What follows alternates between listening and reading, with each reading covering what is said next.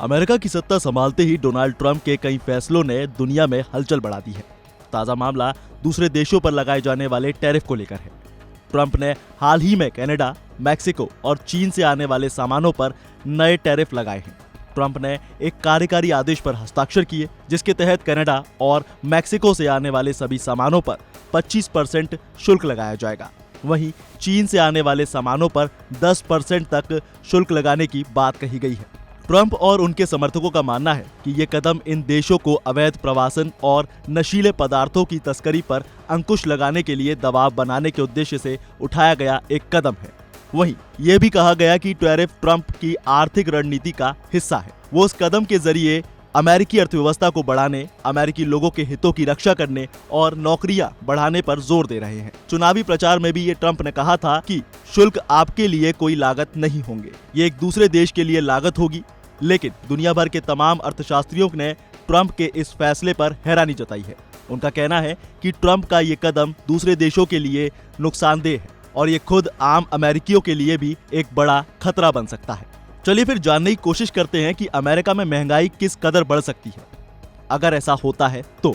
देखिए, आसान भाषा में समझे तो टैरिफ एक घरेलू कर होता है, जिसे हम अंग्रेजी में टैक्स कहते हैं, जो सामानों पर उस वक्त लगाया जाता है जब वो किसी देश में एंट्री करते हैं। वहीं बीबीसी की एक रिपोर्ट कहती है कि अगर किसी कार की कीमत $50,000 है तो उस पर 25% टैरिफ होगा, तो उस कार पर 12,500 का शुल्क लगेगा। खास बात यह है कि ये शुल्क उस घरेलू कंपनी द्वारा चुकाया जाता है जो सामानों का आयात करती है, जिसे हम अंग्रेजी में इंपोर्ट कहते हैं, ना कि उस विदेशी कंपनी द्वारा जो सामानों का निर्यात करती है, जिसे हम अंग्रेजी में एक्सपोर्ट कहते हैं।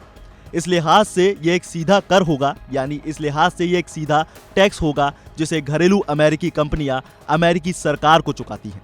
जानकारी के मुताबिक 2023 में अमेरिका ने करीब $3.1 ट्रिलियन के सामानों का आयात किया, जो अमेरिकी जीडीपी का लगभग 11% था। इन पर टैरिफ से उस साल $80 बिलियन की कमाई हुई, जो कुल अमेरिकी टैक्स राजस्व का लगभग 2% था। चलिए अब इस पर यह भी जानने की कोशिश करते हैं कि अमेरिकियों के लिए कैसे मुश्किलें बढ़ सकती हैं। तो देखिए, सवाल ये उठता है कि आखिर टैरिफ का बोझ अमेरिकियों पर कैसे पड़ेगा। दरअसल अगर अमेरिकी आयातक कंपनी टैरिफ की लागत के चलते अपने सामानों की कीमतें बढ़ा देती है तो इसका बोझ अमेरिकी उपभोक्ता पर पड़ सकता है।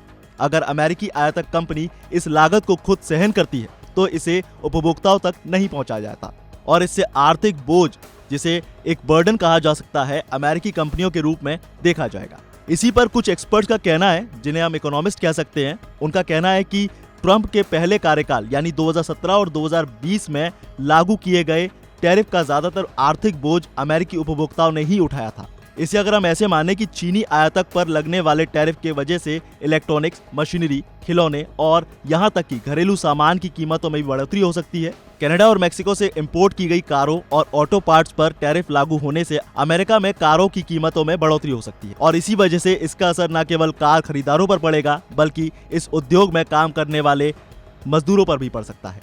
इस पर एक छोटा सा उदाहरण ले सकते हैं कि 2018 में ट्रंप ने वॉशिंग मशीन पर 50% टैरिफ लगाया था। शोधकर्ताओं के मुताबिक इसके चलते वॉशिंग मशीनों की कीमत में लगभग 12% का इजाफा हुआ था।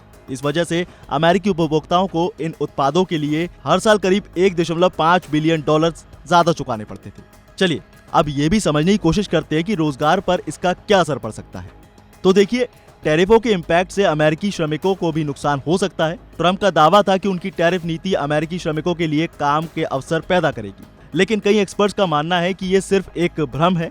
एक रिपोर्ट के मुताबिक 2018 में स्टील उद्योग पर 25% टैरिफ लागू करने के बावजूद अमेरिकी स्टील उद्योग में रोजगार संख्या में कोई खास वृद्धि नहीं हुई। इसके उलट दूसरे उद्योगों को जो कि स्टील पर निर्भर थे, जैसे मशीनरी की बात हो गई, या इसके अलावा नौकरियों में गिरावट भी आई थी। चलिए अब हम ये भी समझने की कोशिश करते हैं कि साझेदारों पर इसका असर कैसा पड़ सकता है। तो ट्रंप के टैरिफ फैसले के मुताबिक अमेरिका के प्रमुख व्यापार साझेदारों के संबंधों में तनाव बढ़ सकता है।